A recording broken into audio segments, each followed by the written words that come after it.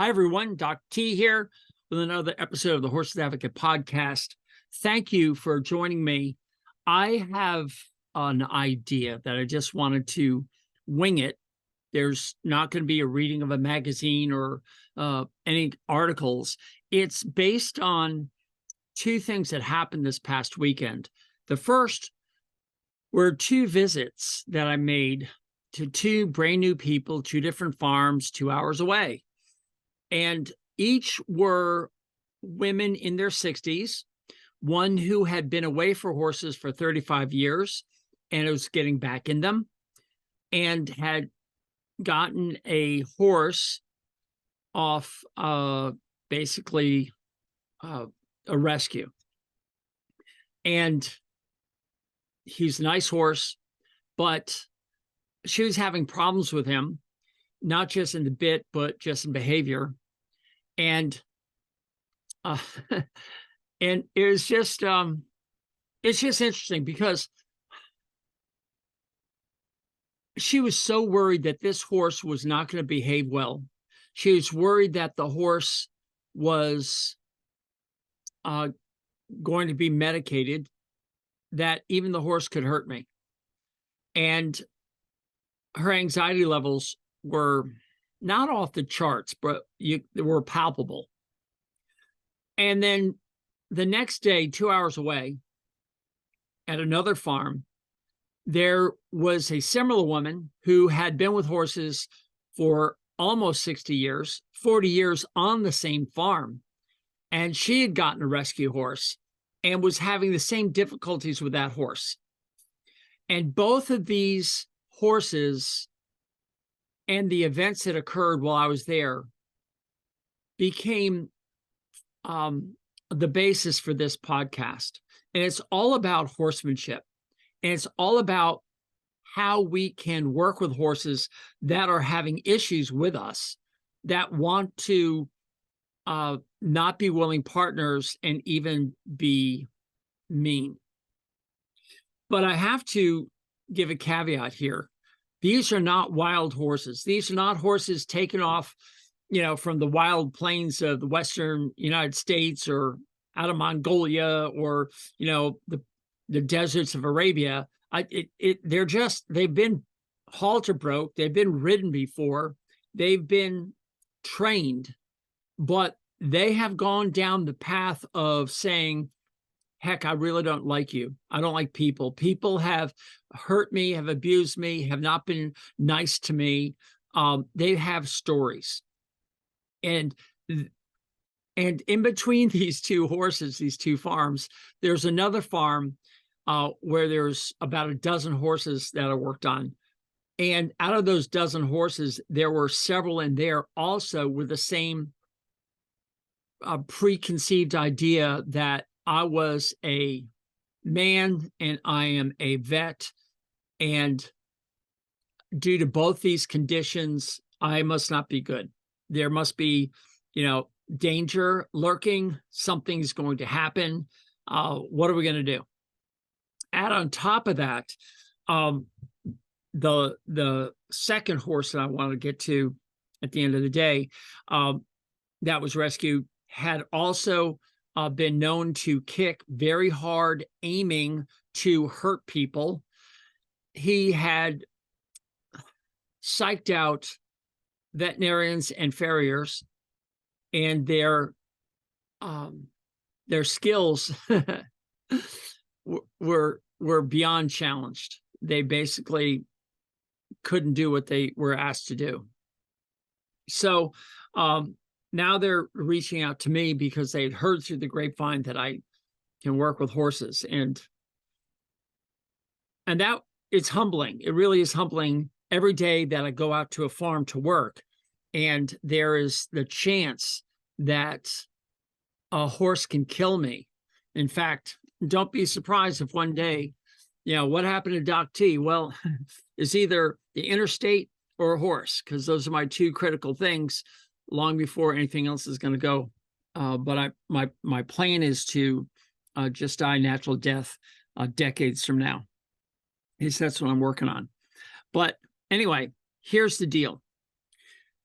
I was driving home across the state of Florida on the back roads, and I decided that I wanted to hear a little bit of music. Sometimes I just get in the mood where I stop listening to podcasts, I stop listening to murder mystery books or books about mitochondria. And sometimes I like to just take a break. And I open up Apple Music, and I got the Beatles Essentials, and I hit shuffle. And the first song that came up was Here Comes the Sun. Now, there are people listening to this podcast who have never heard a Beatles song, don't even know who the Beatles are. I understand that because they were, I don't know, 60 years ago, a long time ago, back in the early 1960s, like 63. They were just hitting the shore from England, coming over here, and they were a phenomenon. And they had long hair, and they said, yeah, yeah, yeah, all the time. And all the kids on my school bus going to 5th grade were shaking their head back and forth, even though they didn't have long hair, and they were singing, yeah, yeah, yeah. And it was a culture change. It was a pivot point in our generation that lasted for a long time. And it was all about these 4 men who created music. And they came literally out of nowhere and just hit the market here and blew everybody's doors off. And in 1969, there's a song called Here Comes the Sun that was written by one of the Beatles. And I just started listening to it, and I was just blown away because I have a great sound system in my car, and it separates with subwoofers and woofers and tweeters and mid-range, and it's got like 5 million speakers in there, and it just makes music better than I've ever heard before, better than anything I've ever listened to. And what I found was, and this has everything to do with horsemanship, it starts off with this one man singing. His name is George Harrison, and he was not known to be the singer or the songwriter of the Beatles. But it turns out he wrote this song, and it is the #1 song ever to be downloaded on Spotify. It has reached the charts, the highest levels countless times. Is probably one of the best known songs of all the Beatles songs. And George Harrison wrote it, and it took him a month and a half to produce it. He started using a new instrument that nobody had ever heard of. I won't say nobody, but it wasn't popular yet, called the Moog synthesizer. And it allowed him to lay down track upon tracks upon tracks to layer the music to make it sound so much better. And Ringo Starr, who was their drummer, was a precision drummer. His notes were perfectly timed. They didn't steal the show, but the show wasn't anything without him. He was just an incredible, amazing drummer.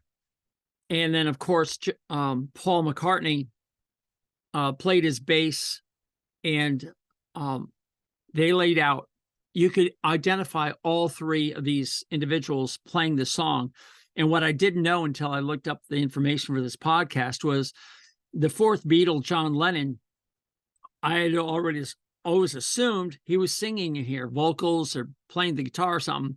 Turns out he wasn't on this song at all. The most famous Beatle, one of the well, they're all famous, but he wasn't even on it because he was in a car wreck and was in the hospital, and so they just put this thing together without him. He did have some influence at the very end when they were actually packaging it. But the bottom line is, the song is incredibly technically correct. It incorporates incredible technology and clarity, and is a work of art. And if you look up Here Comes the Sun on Wikipedia, they'll get down into the weeds on it about the chords and transition between chords and all that. It's beyond my pay grade. But The thing you need to know about the Beatles is they didn't come out of nowhere. They played in the dives. They played in the back rooms. They had to leave England and go all the way to Germany and spend years in Frankfurt, Germany, playing their songs in the wee hours of the morning over and over and over again. And they didn't even really like their drummer, and their drummer got sick. And there's this guy who they had heard playing with some others. His name was Ringo Starr. That's not his real name, but that's fine. And they said, hey, can you fill in? And that was it. I mean, just by chance, this guy shows up and completes the Beatles. They worked their tails off. They played over and over again, countless hours practicing. And then when the time was right, they had a producer who said, let's go to America. And when they came to America, their sound was so fresh and so different. And the technology of radios and television were just coming into fashion in the 60s. Television was black and white. It was just a few channels. Radios were AM. There was no FM, certainly no Sirius, no internet. It was just the AM radio bandwaves, which at night could skip thousands of miles off the atmosphere. We would hide our transistor radios away from mom and dad and stick them under our pillows. And we would carefully tune for this radio station hundreds of miles away, because you couldn't pick it up during the day, but at night, the atmosphere allowed it to come over. And that's what we listened to. And the Beatles came into our ears and into our lives. So what does this have to do with these horses that I saw and horsemanship? It's simply this. You can't dress up horsemanship with fancy things, but you can improve horsemanship with repeating the process countless times with as many different horses as possible. I think the problem in teaching horsemanship right now is that most people don't have access to the number of horses you need to become good at working with horses. You either own one horse, or you might even have a barn of 40 horses, and you see the same 40 over and over again. And I've been blessed. I know that the number of floats that I've done accurately, easily 60 to 65,000 horses, and roughly estimating, including those that I've helped other people learn how to float teeth, I'm approaching 80,000. And that is just an incredible number. If you think about it, just take 80,000, divide by 365 days, and you can tell how many years I've been doing this. And so when I walked into the first lady's barn and I looked at the horse and the horse looked at me, the horse literally said, doesn't speak English, but horses talk all the time. And if you know what you're doing, you can hear them. And this horse says, oh, here's somebody who's confident. Here's somebody who knows what they're doing. I don't feel afraid. But more importantly, it was the energy my body was giving that the horse was receiving. And that made the horse not afraid. And the woman was anxious. Anxious means that her anxiety levels were high. And there's worry and doubt and fear. And I separated her from the horse. I took the horse, and the horse and I stood in the stall. My back was turned to the horse. And she's talking, and I kept assuring her, not once, but probably 6 or 7 times, that everything was going to be all right. Everything was going to be fine. I was going to help her with this problem, that problem. All the problems she's talking about, I said, oh, I can help you with that. I kept just giving her confidence. And you could see her start to waver and start to say, wow, this guy might have some of my answers. I mean, I don't even know all the questions, but I think he's going to be answering them. In the meantime, as I'm winding her down, the horse is just like lowering its head behind me. And when everything was settled and everything was a lot calmer, I wet my hands, I turned around, and I put my right hand standing on the horse's right side, offside. I put my left hand on the bridge of the nose, the right hand in the mouth, and pushed my hand all the way back and felt every tooth on the right-hand side of the horse's mouth, and then took my hand out and repeated the process on the horse's left side with my left hand. I felt every tooth. The horse stood there, and the lady was just dumbfounded. She couldn't believe that the horse allowed me to do that procedure, which is a procedure I could almost guarantee had never happened on that horse before by anybody. And then I went ahead and started floating the teeth and took the horse's pain away. And the horse became so grateful and just became best friends, nudging me with a nose, coming up behind me, pushing me. I rubbed the cheeks. And as I'm rubbing the cheeks, the horse's nose is in my chest. It slips down toward my belly, and he presses his head up against me and just says, keep rubbing up. Thank you. I love you. The woman broke out into tears, and this is actually very common. It's just a release of tension and anxiety that comes streaming out of the eyeballs in tears, as she just was just in disbelief. And she was so grateful that she'd found somebody who could communicate with her horse, because she knew inside that the horse was good, as all of you do. Most of you know that your horse is good. Some of you think your horses are stupid, or they're felons, or whatever. And it's a possibility. There are felons out there. There are horses that will hurt you, and I've seen them, and they have tried to hurt me. But in this case, the horse didn't seem like it was going to do that. In fact, this horse and the horse I want to tell you about next, on the other end of the day, the next day, were very similar, similar breeds, but the most important thing was their eyeballs. And this is one of those little secrets that you guys can remember. Maybe I've mentioned this before, but the eyeballs, when you look at a person's eyeballs or the horse's eyeballs, you're looking at their brain.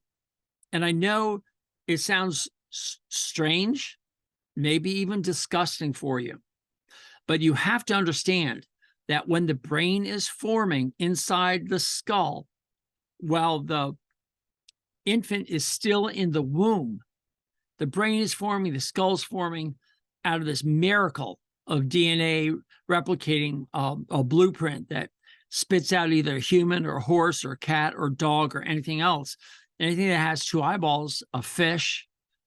What's happening is there is a projection out of the brain of two stalks. And at the end of the stalks are cups. And the cups, just if you held your hands up and pretended you were holding a ball, any kind of ball, doesn't matter. Your fingers are wrapped around a ball. The fingers wrap around the ball is the white part of the eyes that you're looking at. That's the brain. And over the end of the tips of your fingers, to complete the ball, there's a clear covering called the cornea. And inside that ball are structures that include the lens and the uvea, and then the fluids inside and out. And that's what the eyeball is. And the bigger the eyeball and the further apart they are on the head, the more intelligence the horse has. Now, there are some exceptions, but boy, when I see a human with large eyes that are wide set, and they're usually, young kids, maybe in high school, maybe almost high school, and I'll say, you're brilliant. And the parents will say, yes, I know she is. But the reason I'm saying that is the eyeballs are large and set wide apart. On the flip side, you have the small eye, or what they call a pig eye, and the narrow set. So there's not much space between the two. And again, you can have a lot of intelligence. I've seen a lot of intelligent people with small eyes, and they're closely set apart. But I think as a rule, a pig-eyed horse is usually stubborn or isn't very cooperative and can be a little bit more difficult. So that's part of the knowledge that you have to have when you see a horse, and it's part of what I read. Now, I know that's called profiling, and profiling is frowned upon, but that's just what I see. So,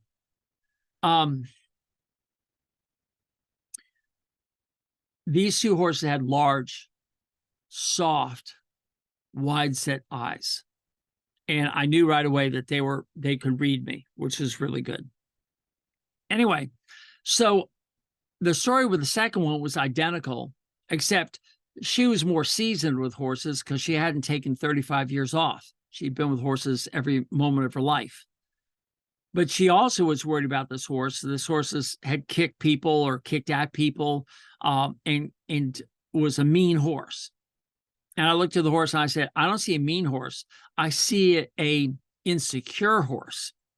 And an insecure horse will thrash out unless they feel secured. And it's so important to sense this in a horse and be secure yourself. So as the woman is, setting this up, she's never met me before.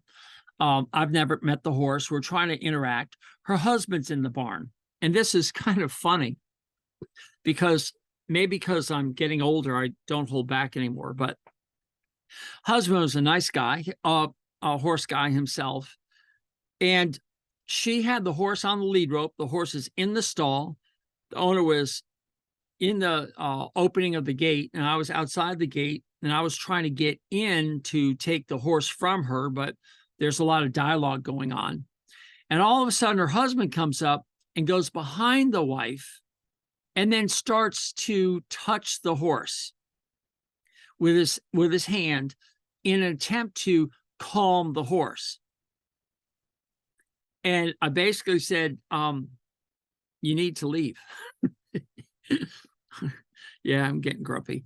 But I said, you're bringing in some energy and you're delivering that energy to the horse when we're trying to calm the horse down and make sure the horse is paying attention. And the horse was absolutely looking at me, ears pricked toward me, eyeballs on me, everything. And then all of a sudden he walks in and that whole connection was lost. And he didn't even know it. And it's so subtle that most people aren't aware because they don't communicate with things other than their words. And you have to understand that body language is everything. And we know this. When you're a child, or maybe you are a child, when mom looks at you that way, you know that you're in trouble or you've done something really good. But there's an energy that's given off that you're aware of without any words. And you're about ready to run, hide, because mama's on the warpath. And horses sense that. So it turns out to be simply this. You don't have to learn a lot of horsemanship skills until you learn how to control your energy. And that seems so easy, but it's so hard. Energy is like water. It flows downhill to the lowest point. And if you come in with any energy at all that's above zero, the horse will raise their energy to meet that, and if necessary, will exceed that. Doesn't have to exceed by much, just enough. And you've seen it. You've gone out there to catch the horse sees you, and you're coming out, you've had a bad day, something's on your mind, you're not paying attention, you're irritated, and now you have to go and catch the darn horse because it's out in the field, it's not coming to the gate. So you go out there, and your energy is above zero. And the horse looks at you and says, uh-oh, and he walks like 6, 8, 10 feet away from you and keeps that distance. What do you do with your energy? It normally goes up. And the more it goes up, that's when the horse breaks into a trot. and you get your energy hackles up a little bit, and the horse starts trotting faster or even galloping. And then 2 or 3 of the horses come together, and now they're all running around the field, and you're standing out there like a sitting duck for the horses to run past you and kick out and put you in the hospital or your coffin. So I've seen also people go out there and see this happening, and they just stop and they take a deep breath. They close their fingertips and go, or whatever. But it's more than that. It takes more. You have to be you absolutely know that you're connected with everything on the planet. When that happens, the horses will stop running and will come up to you, and they'll be your willing partner. And that's the tough part. And I'll give you guys a secret. I mean, you can go to any of these horsemanship schools and learn what they got to say. That's fine. I mean, everybody's got a right to earn a living, and everyone wants to go learn how to do this. But to get your energy low, you have to do basically just one thing and start to be grateful. If you start to be grateful and say thank you for the butterfly that you see go by, for the all the green lights that you hit on the way to town, just notice these things. I was looking at my washing machine, which is in where the bathroom is. And I'm just looking at this washing machine balance and analyze the load as it starts its cycle. And it had to figure out how much it weighed, what's the temperature of the water, is the temperature correct? We need to toss these clothes a little bit to get them a little bit more evenly distributed. It's going through all this process. And I just sat there in fascination. I said, thank you. Thank you to my washing machine that I don't have to go down to the creek with a pile of clothes and bang them on the rocks. I'm grateful for the electricity that comes in to light my house, to keep it cool in the summer. I'm grateful for my vehicle. I'm grateful for the roads that get me there. And the more grateful you are for all the things that are in your life, and the more you start giving thanks to everybody from your heart. I mean, at the very beginning, it could be more of a mechanical, you wake up, you read the card and says, I'm going to say thank you 100 times today. Okay. But when it starts coming from your heart, when you thank the stranger for opening the door, when you take a look at a person whose skin color might have offended you in the past, a religion, a gender, you might see someone and say, that gender has hurt me in the past. Just remember what Robin Williams said when he said, talk to the hand, then flipped his hand around. He had his palm facing the person, flipped around and said, call waiting, which means I know that you have a story, but I'd like to start a new story with a new script. And try these things. Instead of going out there and calling your horse a jerk or worse, go out there and say, you know what? What can I do to improve myself? And I'll never forget, there's a child, I'm going to guess 10. I'm not good at guessing ages of kids, maybe 12. And she's got her pony in the cross ties, and the pony's waiting for its turn to have its teeth done. And I work on this other pony, and the mothers are standing there talking, and I'm done. And during the whole time of floating, the pony's on the cross ties, pawing and shaking his head, pawing some more. And the little girl keeps turning around and say, stop it, and the horse would stop and then go right back to it, just annoying the heck out of this little girl. And finally, it was the pony's turn. So she unhooks it, brings it over to me, puts it in the stall. I take it from her, kick her out of the stall. I turn my back to the pony, and I start asking her some questions, like, when's the last time the teeth were done? How old's your pony? Things like that.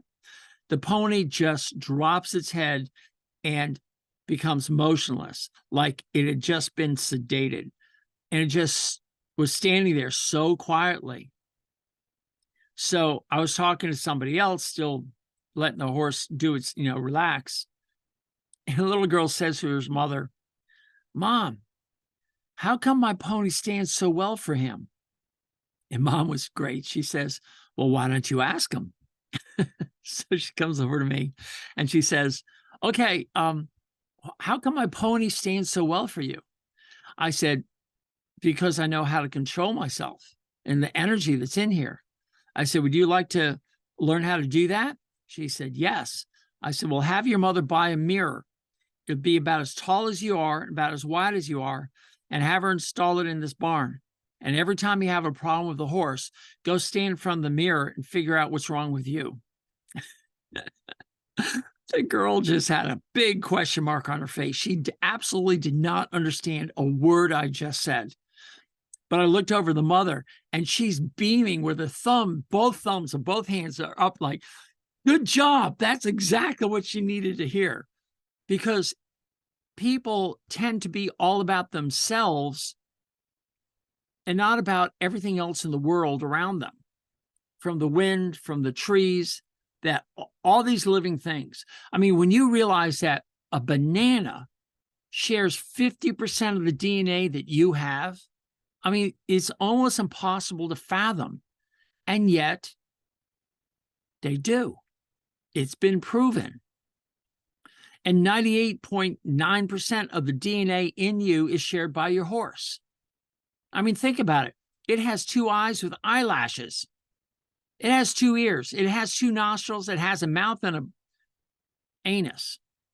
It loves to eat. It'll eat different things than you. I mean, if you go out there on your hands and knees and start eating grass, you're not going to do too well because the insides are different. But basically, the tube running from the, one end to the other is the same. Same in a fish, same in a worm. I mean, there are so many similarities that instead of looking for all the differences in your horse, all you have to do is say to them, thank you for being here, and how can I help? And some horses might take advantage of you, especially if you're not a leader. And that's the other thing. First, become very grateful, and 2, learn to be a leader. And unfortunately, most humans think that leaders are dictators. Leaders need whips, clubs, angry words, all this stuff. And there's a time and a place for defining the rules and boundaries. Every man on the first date is told the rules and boundaries, usually. Horses are the same. Horses are testing your boundaries, you're testing their boundaries. And you have to know what those boundaries are, and don't let the horse walk all over you.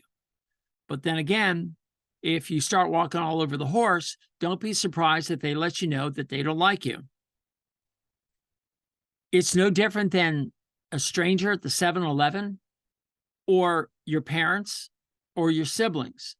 You know what buttons to push to get a reaction. Your horse is going to be the same way. And the buttons can be pushed where I push it and I get, in no uncertain terms, that I've crossed the line. But there's also buttons that you push if it comes from the right spot, where things just melt, where things happen that you can be grateful for. Just saying to your loved one or your parent, I love you, thank you for everything that you do, is all the food they need to keep doing what they need to do. But you have to reciprocate, and you have to do what they want. Like if they want you to clean your room, you clean your room and get over it. The nice thing is, I saw a meme that says, you only die once, but you live every day. And every day I get a chance to work with horses. Every day I might have 1 horse, or I might have a dozen horses to work on. And yes, those dozen horses, when it's 103 degrees out, it becomes long and hot. But if I look at each horse as an opportunity to connect, that I've been given another day to have that blessing occur, then it's not a hassle. I don't mind cleaning up the dishes, doing the laundry, folding the laundry, doing the things that have to be done, because in the grand scheme of things, it really doesn't take that much time. And I'm grateful. I'm grateful that I've got a clothes dryer that I can just reach in, pull the clothes out, fold them. And yeah, it's a little extra effort to fold them or hang them on the hanger and put them back in the room. But the more grateful you become for the little things, like the truck that's delivering hay, or the other things that you need for your horses, the horse trailer and the truck that you've got, the events that you get to go to. The more grateful you become for the littlest of things, the more your horse is going to turn to you and say, huh, you're fun to be around. And if you're not fun to be around, then who wants to be around you? So when it comes to horsemanship, it's all about you. It's not about the horse. And I keep telling people, how do you think I can walk up to all these new horses I've never seen before, in front of people I've never been before, in barns I've never been in before, and I have the horse melt and I get to do what I get to do and walk away, and I don't need to medicate, and yet I get every single tooth edge in the horse's mouth, and the horse is so grateful. They are hanging their head over the stall door, and they keep their eyes locked on me as I'm on the other side of the barn. You know, how does that happen? It's because I've worked on myself more than I've worked on horses. Because every time I work on a horse, the 80,000 or so horses that I've done, and I'll admit the first, I don't know, 50 or 60,000, I wasn't that good. But just like George Harrison, Ringo Starr, and Paul McCartney bringing out that amazing song. If you haven't heard it, just get Here Comes the Sun and listen to it. Listen to it in detail. They are impeccable. And there's a reason why it's one of their best songs ever. Because they practiced and practiced and practiced. And when you go out today for your horse, you're practicing. If it's just the same horse, you can gain more from it if you start to pay attention, rather than just go out and throw the feed in and throw the hay in and kick the horse out. Take your time, touch the horse, connect with the horse, have the horse acknowledge you. Work on that energy, get that energy way down, lower it, even lower. And when everybody's at peace, then turn the horse loose in the paddock. Or if you're in the stall, bring the horse in all the way into the stall, turn it around, and get everyone in peace. I know they're hungry. I know they want to go in the corner or whatever it is, but just look for that 1 second of time where all things stop. And your horse will just say, oh, and they'll start to feel safe. They'll start to feel like they're being an equal, that they're with a fair leader, not a angry leader, and spend a little time. Now, before I close out this podcast, there's one other thing that must be looked at. And I discussed this with the two ladies this past week. If you have anxiety, and the first woman blatantly said, I'm so anxious, I have anxiety all the time. I said, you have to get that under control. And rather than taking drugs, there is a way that you can make this happen naturally. And this is going to be a little bit of science, because you know me, I'm a geek and I love science. But there's a barrier between your brain and the blood that goes to your brain. And the blood doesn't actually enter your brain. It gets up to this barrier that's only 1 cell thick. And then it delivers what it needs to the brain by letting it go and passing through this membrane, and then it being transported out to where it's needed. Glucose being the number one fuel. The brain is 2% of your body weight. So if somebody took your brain out and put it on a scale and compared it, 2% of your body weight is the brain. All right. So it uses 20 to 25% of all the glucose in your body. So all the sugar you put in the body, a quarter of it is being consumed by the brain. And it varies. I mean, you could be well muscled and an athlete, and probably a lot of it's going to be used in your muscles. But for the average person, 20 to 25% of your glucose is being used by the brain as the primary fuel.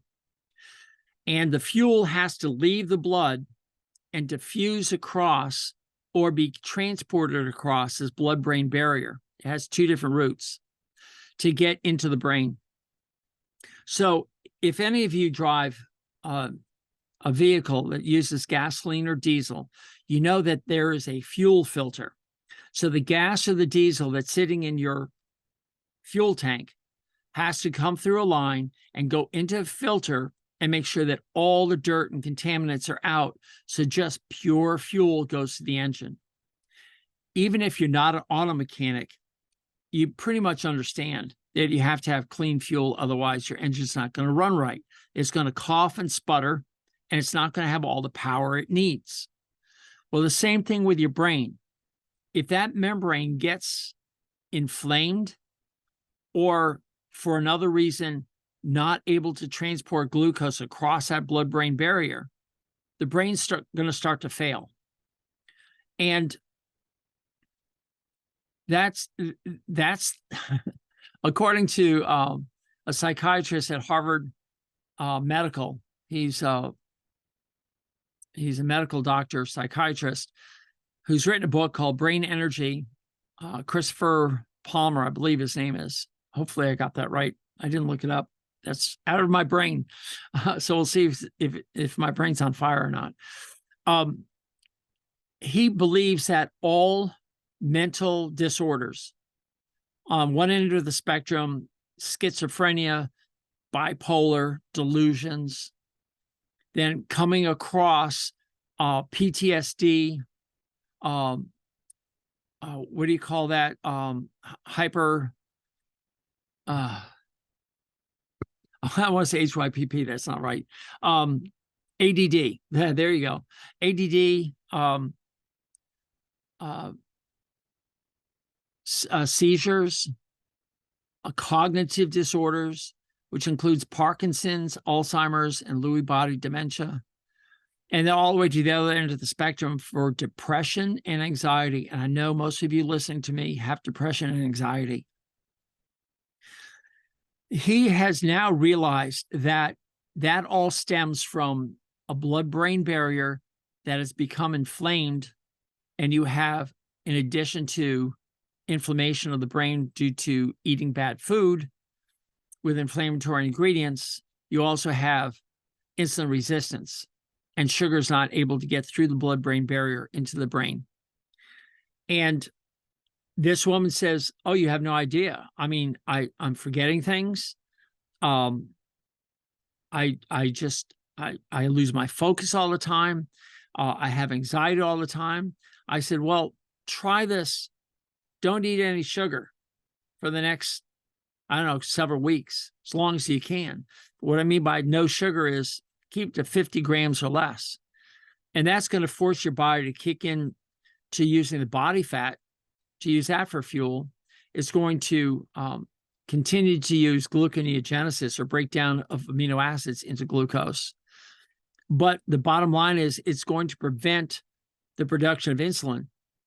And insulin, if it has no glucose, is out of a job, and you can't have insulin resistance if there's no insulin. So that basically goes away. And the premise behind this, this physician's discovery was, for 2,000 years, we've known that 4 days of fasting, actually a few days of fasting, can take seizures and stop them immediately. We've known this for 2,000 years. And it became popular around 1900 to take people with seizures and put them on a water fast. And in 2 days, they stopped seizuring. Everything was fine. And so they knew that there was something going on in the blood-brain barrier. But then it went out of favor, and now it's just coming back into favor. And they're realizing that, yes, you do need to get out of toxic relationships. You need to get out of stressful situations. You may need to have serotonin reuptake inhibitors, SSRIs. You may have to get some anti-anxiety medication. But if you're not taking care of the inflammation that's occurring in the blood-brain barrier, you're not going to be able to really get a handle on your anxiety and depression.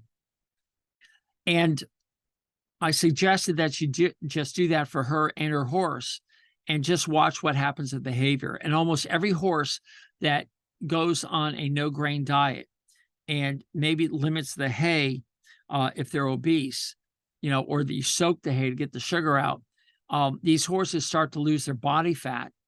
And their behavior changes in about 4 to 7 days. They're brand new horses. They're calmer, they're relaxed, they communicate, they're willing to be willing partners. They're just amazing, absolutely amazing, the transformation that occur on some of these horses. It allows some of these horses that are absolutely, like, what's the word I don't want to call them paranoid or schizophrenic, but they see a vet coming in, a man, and they're flying out the other side of the stall. And some of these horses have turned completely around and been the easiest horses to work on, just by removing the inflammation that comes from the byproducts that you're feeding in your grain. And I went over the grain ingredients and supplement ingredients. One just had, I just feed a salt supplement. And I go in there and it had a bunch of inflammatory ingredients in there. And I said, nope, this is no good. There's oils in here, seed oils. There's sugar added. And she also had a red salt lick on top of it, which has corn syrup and molasses. And I can't wait to see the results of them changing their horses over the next 6 months when I see them again. And to themselves, because they saw with their own eyes, these horses were so calm and so relaxed and barely moved a foot while I was working on them. And yes, they were in pain in certain spots, and they would just brace themselves in what I call squirm in the dentist chair. And yes, it did hurt, but I just said to them, thank you. And I said, I appreciate it. I'm just going to get this spot. This is where I'm working. We're just going to go back there together and take care of that. Thank you so much. I say this out loud to these horses. And the horses are so grateful that somebody's just appreciating them as more than an RV parked in the garage. Now, most of you are listening to the Horses Advocate podcast probably don't think of your horses as an RV parked in the garage. And I'll bet a bunch of you go out to the barn and you see people treat their horses like RVs in the garage. And it's depressing. I get it. And I'm grateful that I get to go to some of these places and give these horses at least a small moment where somebody listens to them and I take their pain away in their mouth. And they are grateful for that. And some of them say, hey, can you take me with you? Just get me out of here. And it's sad. But I've learned just to ignore that. I can't take all the horses home. But you can change your approach to your horses and your approach to yourself and start treating yourself with kindness. You may have issues, whether it's parents or siblings or spouses, but don't look at them as being the problem. Try a different approach. Look at you as being the problem. And what can you do with that solution? And you might not be able to. You might be living with a tyrannical drunk. I don't know. I'm not your psychiatrist. I can't help you. But I know how you can help yourself. And that is just be grateful that you have 10 toes and 10 fingers, or 9 2/3 in my case. Long story. That you got 2 eyes that work. Or maybe you only have 1 eye that works. At least you have 1 eye. That you have ears that you can listen to. Here comes the sun. You've got a car that can take you someplace. You got food available all the time. There's so many things to be grateful for. And the more you just stop and be grateful, I promise you, the more your horses are going to turn to you and say, wow, I want to be around you. You're the type of person I want to be around. And over time, that might change to your, workmates, to your, family members, to strangers that you see. And you're no longer afraid of strangers. You're no longer like, oh, I don't want to look at somebody in the eye. I did that the other day at a rest area. I'm walking by, and these 2 Caribbean black dudes were coming by, and they had no intention to engage with me at all, but we're on a very narrow sidewalk. I'm wearing my cowboy hat, my boots, and I just say, good morning, guys, just like that. You could have knocked them over with a feather, and they came back with the most glorious smile. And yeah, how you doing? It's a great day, isn't it? Completely changed the scene of those 2 people. Then I saw another couple come by. They were Asians, and there's no way they're looking at me. I mean, their heads were like locked and loaded for someplace up ahead, but they were not going to look at the cowboy walking by. So I tried the same thing and said, "Hey, good morning, guys." And it was a girl who got caught and said, "Oh my gosh, another human being is passing me." And she wanted to say, but it was too late. It already passed. But the guy never reached him. He just kept going, never acknowledged me at all. And you're going to get horses like that. You're going to get people like that. But it's a fun game to play, because the more you play it, the better you're going to train yourself to realize that life is precious. There's so much to be grateful for. And from that attitude, from that baseline, you might be able to get together with the horse that has been giving you a lot of problems lately. And changing your diet and changing their diet might make them less sore, might make them, be more sound, more willing to work, less bucky, more smooth. And at some point, if you really get your own house in order and your thoughts in order, you too might suddenly sing, "Here Comes the Sun," as a smile comes across your face. All right, so I told you this would be a little bit different. And it's just the thoughts that came across my mind this past weekend as I worked. And it's just something I had to get off my chest. These things come to me for a reason, and I hope you enjoy them. Nobody ever contacts me and says, "Hey, Doc, can you talk about this or that?" So hint, hint, if you want to do that, horsesadvocate.com, or contact at the Horse Advocate, or Geoff at the Horse Advocate. Just send an email. Say, "Hey, can you talk about this?" Or better yet, become a member of the Horse's Advocate, because then you can talk to me every other Thursday night live, where you can ask questions and we can discuss these things. So that's what I do every other Thursday night, 8 p.m. Eastern. Whether I'm in a hotel or at home, I'm sitting in front of this camera and I talk to people about their horses. That's my job. It's my passion. That's my calling. All right, gang. This is Doc T. Appreciate you stopping by, and send this out to others. Just let them know that there's somebody out here trying to help them become better horsemen. All right, thanks. Bye.